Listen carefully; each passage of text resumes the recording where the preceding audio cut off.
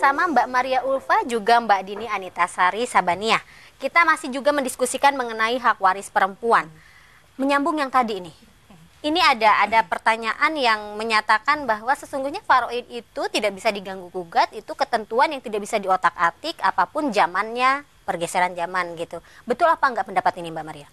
Ya, kalau saya memahaminya pembagian di Al-Quran, teks di Al-Quran tidak bisa diganggu-gugat. Bahwa di Al-Quran disebutkan mislu hazzil unsayain, 1:2 itu sudah sesuatu yang siapapun tidak akan bisa mengubah teks ini.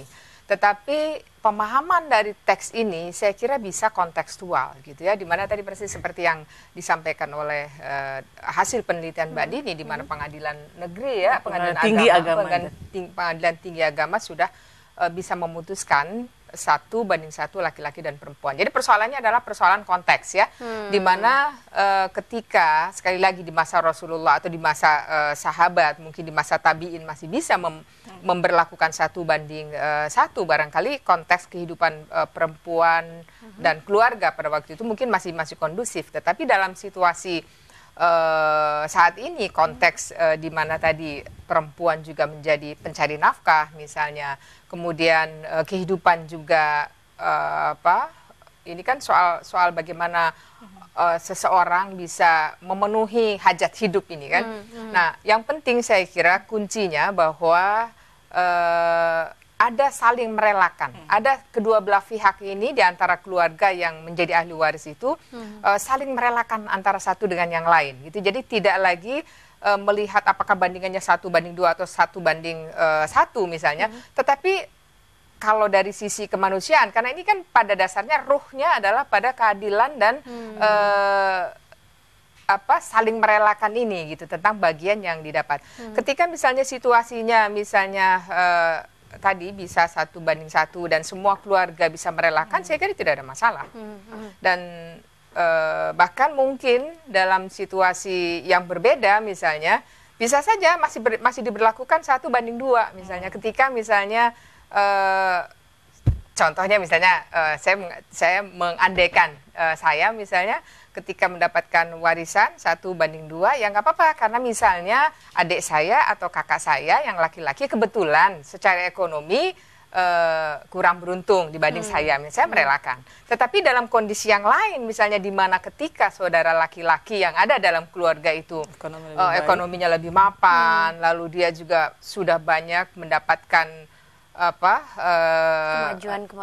kemajuan dan dari orang tua sudah banyak menanam investasinya kepada anak laki-lakinya, lalu kemudian orang tuanya meninggal sementara adik perempuannya kondisinya kurang beruntung secara ekonomi, ya saya kira menjadi tidak adil kalau kemudian saudara laki-lakinya yang sudah berkecukupan ini masih mengambil bagian yang lebih besar. Jadi ini saya kira konteks keadilan ini harus dibaca seperti itu menurut saya. Tidak lagi pada hitam putih teks di masa itu gitu. Adil bukan berarti kemudian dia tidak buta sama sekali dengan adil realitas. Bukan berarti porsi yang sama atau porsi 1:2, tetapi adil itu adalah dari sisi rasa kemanusiaan dan dan tadi prinsipnya melihat konteks, saya kira begitu. Oke, penting sekali itu poin itu. Kuncinya saling merelakan. Saling merelakan dan adil ya. Dan adil, betul. Nah, Mbak Dini, kalau dari hasil penelitian SCN, seberapa banyak sih sebenarnya kemudian konflik yang timbul karena soal warisan?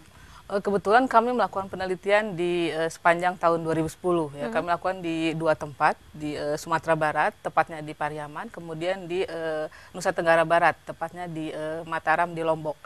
Nah, dari 2 wilayah tersebut sebetulnya memang agak berbeda ya. Kalau saya contohkan misalnya di Nusa Tenggara Barat, konflik seperti yang dicontohkan Mbak Maria pernah terjadi beberapa keluarga di sana. Seperti misalnya ada satu kasus yang menurut saya menarik, bagaimana cara menyelesaikan kasus waris tersebut. Jadi di sana itu kita bekerja sama dengan beberapa tokoh agama di sana. Nah kemudian tokoh agama ini melakukan ijtihad begitu ya mengenai pembagian waris. Jadi ada 1 orang perempuan yang datang ke beliau, kemudian ada 2 orang laki-laki. Si perempuan ini mengatakan bahwa orang tua kami mewariskan beberapa petak tanah. Dia merasa tidak adil bahwa pembagian keluarga dia mendapatkan setengah dari saudara dua laki-laki tersebut. Kemudian dia mengungkapkan bahwa selama ketika orang tuanya sakit, dia yang mengurus orang tuanya. Kemudian ketika dua adiknya kecil, dia yang mengurus adiknya juga. Kemudian ketika remaja dia tidak dibolehkan sekolah tinggi karena harus mengurus kedua adiknya dan orang tuanya, sedangkan kedua adiknya sekolah tinggi, ya seperti itu. Nah, perempuan ini mengungkapkan beberapa hal tersebut. Nah, kemudian setelah dipertimbangkan, tokoh agama ini mengatakan bagaimana saudara perempuan Anda mengatakan demikian. Kemudian akhirnya tersadar, dua orang laki-laki ini mengatakan bahwa memang ternyata kami sudah berbuat jolim kepada saudara perempuan saya. Nah, akhirnya kemudian dibagilah waris itu dengan sama rata, bahkan karena memang situasi perempuan itu tidak seberuntung kedua saudara laki-lakinya, maka setiap bulan mereka memberikan santunan begitu kepada saudara perempuannya untuk kehidupan sehari-hari. Seperti itu. Jadi saya kira juga selain di Nusa Tenggara Barat, di Padang misalnya, ketika kita bicara soal Padang, Pariaman itu dengan adat matrilinealnya, itu ada ada pengetahuan bahwa waris tanah terutama yang komunal itu kan dipegang oleh perempuan begitu ya.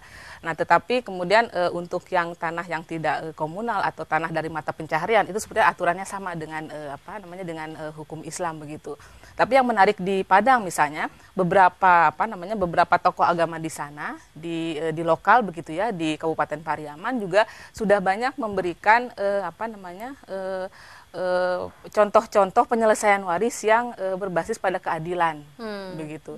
Jadi tidak ketika bicara soal tanah dari hasil mata pencaharian misalnya, tidak kemudian dicampur adukan dengan hukum waris secara komunal di mana semua atas nama perempuan misalnya seperti itu. Jadi saya kira banyak juga contoh misalnya hasil putusan pengadilan di Provinsi Nusa Tenggara Barat yang mengatakan sama dengan yang putusan di pengadilan 3 agama tersebut. Jadi misalnya kalau kita bicara soal adat misalnya, mungkin kawan-kawan juga sering mendengar bahwa adat di Nusa Tenggara Barat itu adat Lombok itu perempuan awalnya tidak sama sekali tidak mendapatkan waris. Gitu. Kenapa demikian? Karena di adat Lombok itu ada kebiasaan bahwa perempuan setelah menikah dia tidak akan tinggal dengan orang tua tapi dengan suaminya. Gitu. Sehingga pada saat itu punya pemahaman bahwa buat apa perempuan memiliki tanah toh dia akan meninggalkan keluarganya begitu. Tapi kemudian pada tahun 1978 itu hasil kajian kami itu ada beberapa putusan pengadilan itu Mahkamah Agung yang menyatakan bahwa perempuan di Lombok itu putusan yang menyatakan bahwa perempuan bisa mendapatkan waris. Nah, saya kira itu kemudian setelah dari situ sampai ke sini sudah banyak putusan-putusan pengadilan yang mengatakan bahwa perempuan Lombok mendapatkan hak waris. Seperti itu. Dan situasi yang tadi juga kan sekarang misalnya ada banyak perempuan atau keluarga muda yang ketika sudah menikah kan tinggal sendiri berdua, tidak dengan orang tua. Nah, seperti itu.